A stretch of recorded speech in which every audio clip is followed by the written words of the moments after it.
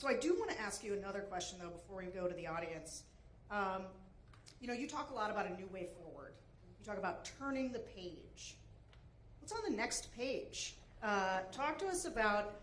you want a preview? Yeah, give me a spoiler alert, you know? Just tell us what's the rest of the chapter.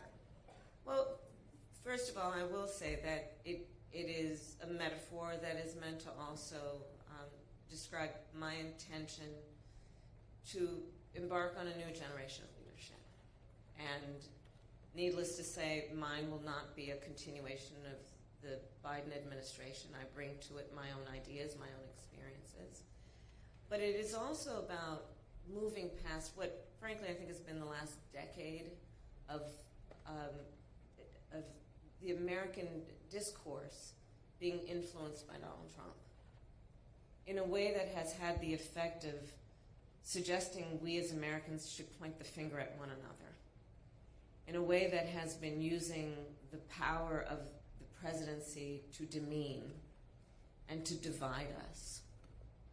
I think people are exhausted with that, rightly. And it frankly does not lead to the strength of our nation, to tell the American people that we must be suspicious of one another, distrust one another. You know, yesterday I did a couple of church services, and there's many people here know the parable of the Good Samaritan.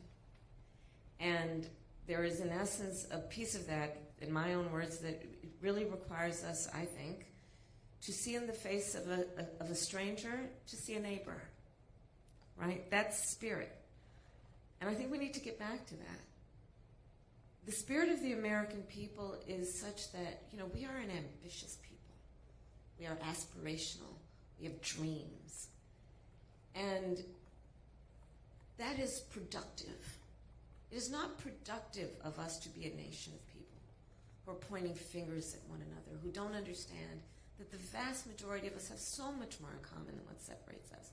So that's what I mean about turning the page. And then a new generation of leadership about being ambitious, about all we have yet to do. Part of my economic policy, I refer to it as an opportunity economy, is about investing in American industries while leaving none of our traditional wonderful industries behind, repurposing and retooling the factories that have led to America's success in industry, while at the same time redefining how we are thinking about which worker has the experience and skill to do the job and is qualified, and understanding we shouldn't be falling into a trap that suggests only those with a college degree have the skill or the experience to do the job. So let's look at how we redefine and perhaps even reorder. And in fact, I'm going to start with federal jobs, and then I'm going to challenge the private sector to do the same. Let's look at which of those jobs would benefit from a skilled, experienced worker who perhaps went through an apprenticeship program, not a 4-year college, but still had a 4-year degree in essence. So these are the kinds of things that are about seeing the opportunity of this moment and investing in it. I'll tell you, and I know this is a controversial topic for many of us, I love Gen Z. Because we have Gen Zs in our lives. We have kids who are Gen Zs. It can be complicated, I know.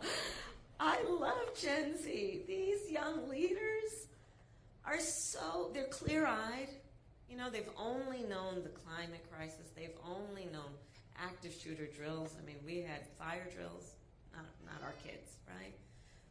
But they also, they're so wonderfully impatient. Right? No, really, that's good. That's good. They're ready to get in there. Let's invest in them. So, for example, one piece of my opportunity economy is we've got to deal with the reality of where we are right now. The American dream for previous generations was something that people could kind of count on, not so much anymore, in terms of home ownership. We have a housing shortage in America. We have a supply shortage. So part of my plan is, hey, let's be clear-eyed about this moment. Let's invest in the future. And as a devout public servant, I also know the limitations of government. I want to work with the private sector. I have in my career the skills, the breadth, the depth of value in those active partnerships benefit us all. So part of my plan for housing is to actively partner with building developers, with home builders, to create tax credits, to increase the supply of housing in America. My estimate is I think we can actually do it by 3 million by the end of my first term. Part of my approach that is about a new generation potentially of leadership, and certainly a different approach. Most of my career was not spent in Washington, D.C. I say that with pride. In that, most of my career was spent as a prosecutor, but making decisions that had a direct impact on people's lives. I learned at a very young age as a prosecutor that the things that I would do, the swipe of my pen could result in someone having their liberty or not. When I was Attorney General in California, which is, by estimates, the 5th largest economy in the world, I was acutely aware the words I spoke could move markets. I like getting things done. And part of my approach, which is I think about a new generation of leadership, is let's cut through the red tape. Let's cut through the bureaucracy while still knowing the virtues of the work that we can do in the public sector, be it public education, public health, public safety.